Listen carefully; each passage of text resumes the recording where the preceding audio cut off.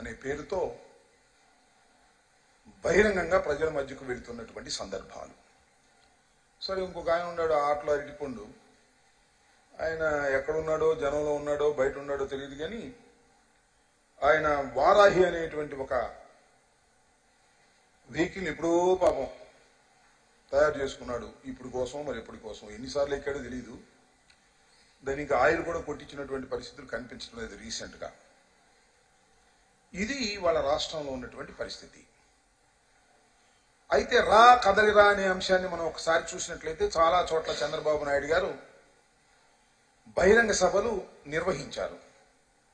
రా కదలిరా అంటే ఎవడు రావటంలా, ఎవడు కదలటంలా, వెనక కుర్చీలన్నీ ఖాళీలు. ముందు పాపం ఏదో ఉపన్యాసం చెప్పేటటువంటి కార్యక్రమం చేసి కంటి తొడుపు చర్యలుగా బహిరంగ సభలు నిర్వహిస్తున్నారు. అది పాపం నారావారి రా కదలిరా పరిస్థితి. ఇంకోటి వాళ్ళ అబ్బాయి మాజీ మంత్రి లోకేష్ గారు, సరే ఆయనకి రకరకాల పేర్లు ఉన్నాయనుకో, అవన్నీ ఇప్పుడు అనవసరం, శంఖారావం అన్నాడు. అది శంఖారావం మరి నాకు తెలియదు, కానీ శంఖారావం అని మాత్రం వార్తల్లో చెబుతున్నారు. ఆయన మాత్రం చెప్పలేడు. ఆ శంఖం ఊదలేకపోతున్నాడు. ఇంకా రామం ఎక్కడొస్తుంది?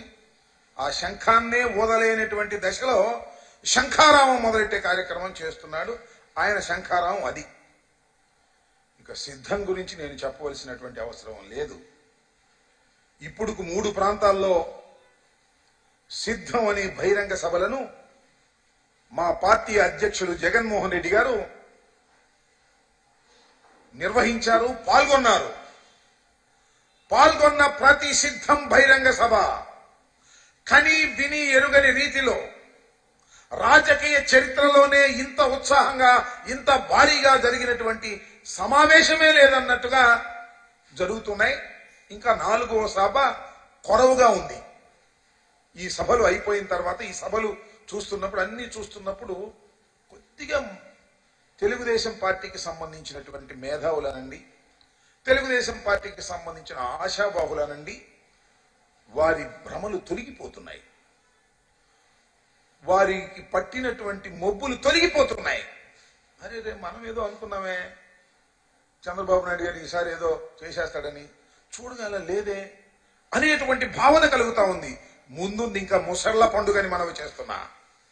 ఇంకా ఎన్నికలు సమీపించే కొద్దికి నామినేషన్ ప్రక్రియ ప్రారంభమై నామినేషన్ పూర్తి చేసి ప్రచారానికి బయలుదేరిన తర్వాత ఇంకా చాలా క్లియర్ పిక్చర్ అర్థమైపోతుంది. ఈ రాష్ట్రంలో తిరిగి మళ్ళా జగన్మోహన్ రెడ్డి గారే ముఖ్యమంత్రి కాబోతున్నారు, 175 టార్గెట్ గా పెట్టుకుని వెళ్లబోతున్నారనే దాన్ని ఏ మాత్రం సంశయం లేనటువంటి రీతిలో, ప్రజలకు అర్థమయ్యే రీతిలో అర్థమవుతాయని కూడా ఈ సందర్భంగా నేను మనవి చేస్తున్నా.